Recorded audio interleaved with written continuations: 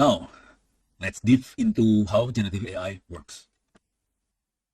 In this section, you will learn about understanding AI model, basic concept of prompting, training data, AI learning, and limitation and ethics, bias, misinformation, and responsible AI use.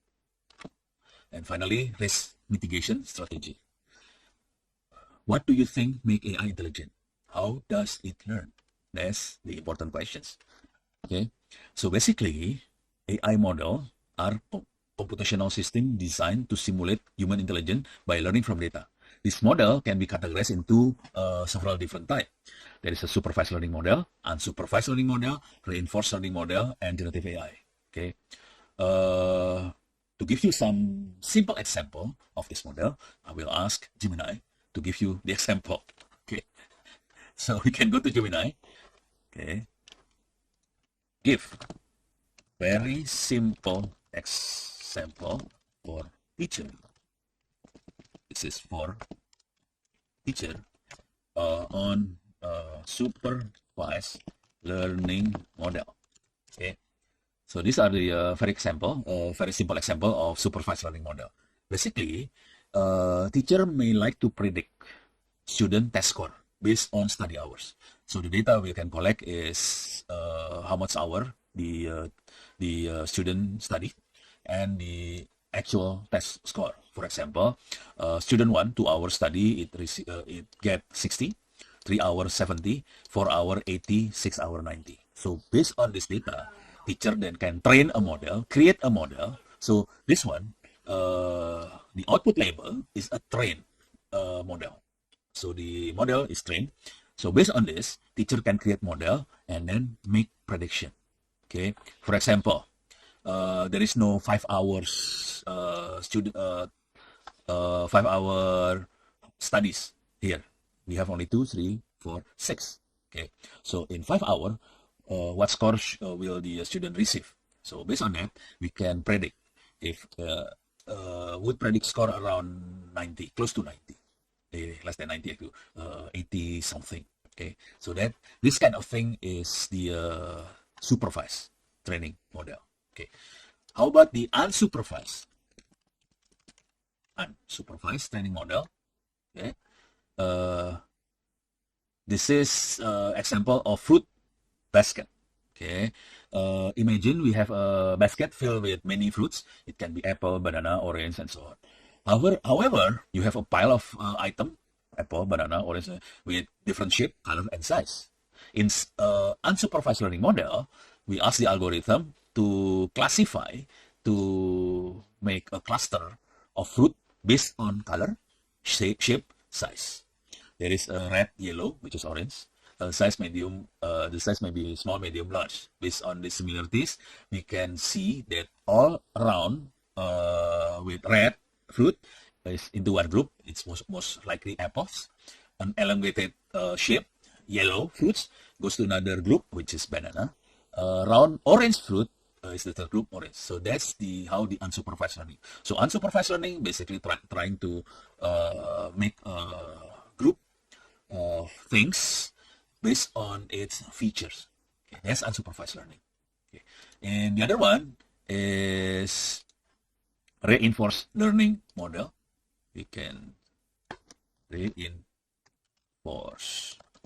learning model. We can think as threat-seeking robots. So we can draw one-dimensional line, the robot position on the line, and the location of the threat. The action of the robot is move left and right. The robot will receive +1 if the robot reaches the threat, minus 0.1 reward for each move to encourage inefficiency. So the agent is actually the actual robot. How to reinforce learning works? In initial state, the robot will start with random position on the line, and then the action selected, the robot can randomly choose whether move left or right. The state transition, robot move to new position. So the robot will receive reward either +1 or minus 0.1. So the learning process, if the robot receives positive reward, it learns that the action leading to rewards were good. If the robot receives negative rewards, it learns that the action is less desirable. Okay, iterate the robot repeat 2 to 5 times. Then the robot knows where it should go. So, so think it like training a dog. If the dog does something to us, like reach for the treat, then you give it the treat, positive rewards. If it does something you don't like, you give it no, negative reward. Over time, the dog will learn to do things that it gets treat. So that's how it works. That's the reinforced learning. Okay. Now the last one is generative AI model. Let's ask Gemini. Okay. Oops, sorry. I have to click this one first. This one, generative AI. Generative AI models. Okay. For the scenario is a math teacher wants to give student extra practice with solving word problems involving fraction. Okay. In traditional approach, teacher would either create multiple similar problems themselves or search for them in textbooks, and both options are basically very time consuming. So this is the traditional approach. In generative AI approach, teacher use generative AI tools. For example, what we are using is Gemini, and the prompt, it type the prompt such as like this: generate 5 different word problem about adding and subtracting fraction that is designed for 5th grade students. Okay, and then the generative AI will generate 5 unique word problems that meet the above criteria. That's it. We don't have to consume anything. The time is very short time. Let's try this. So it will time saving. It can customize, and then it's random basically. So this is the type. See this? This is the format for typing in Word or something. Okay, so we can have something like this. Okay, so it's cool. So that's 4 different models. We can ask Gemini to describe about these models to us. Okay, how the generative AI works? Generative AI works is very similar to smart copycat basically. That it learns from example and create new things based on the pattern it learns. In a simple way to understand it, the first step is learning phase or training phase. The AI studies lots of data, vast amount of data, like millions of pictures, books, and music, whatever. So it learns a lot of data, and then it finds hidden pattern in the data. Okay, the feature of the data without memorizing the exact copy. That's the key.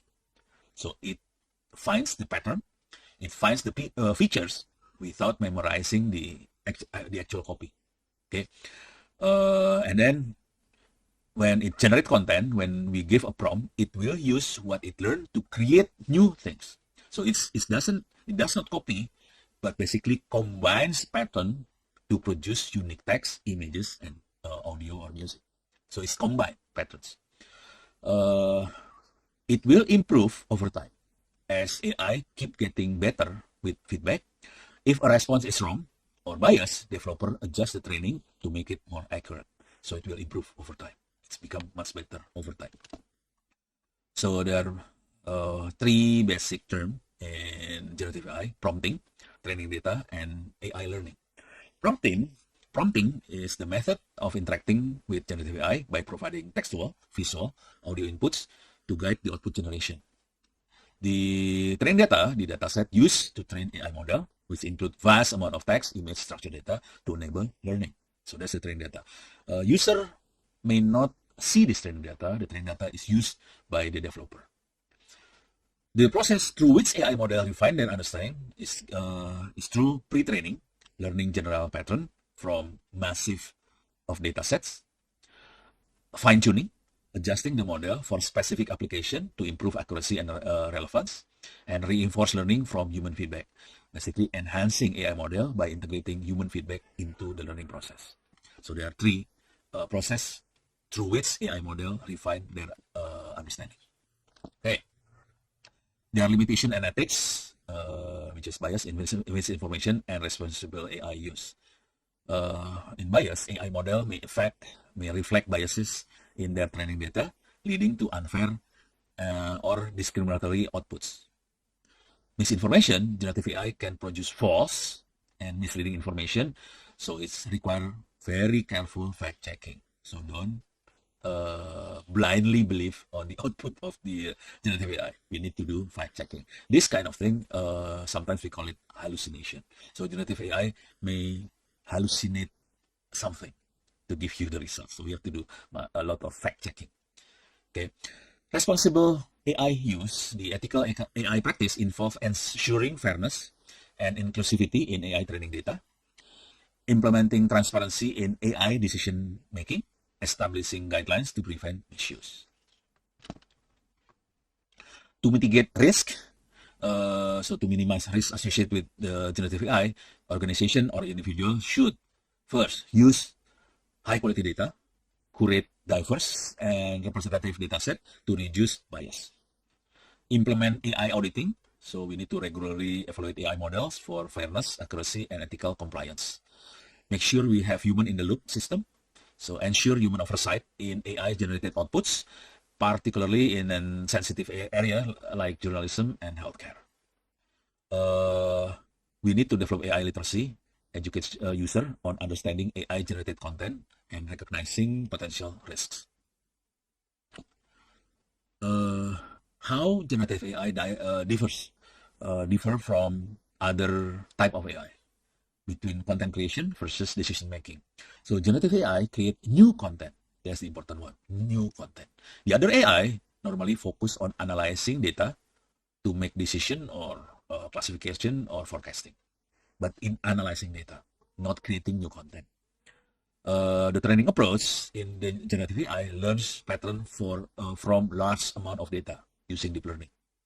In traditional AI model, it uses statistical analysis or rule-based system. So the application of generative AI is basically creates text, image, music, audio. Other AI predict trends, assist robots, and enable self-driving cars, for example. So that's the application of these two different AI. Okay, finally, understanding generative AI is crucial as it becomes more integrated into our daily life. While it offers vast opportunity, addressing ethical concern and mitigation risk will ensure responsible and beneficial use of AI technology. Thank you very much. Hope it will benefit for your teaching process. Thank you.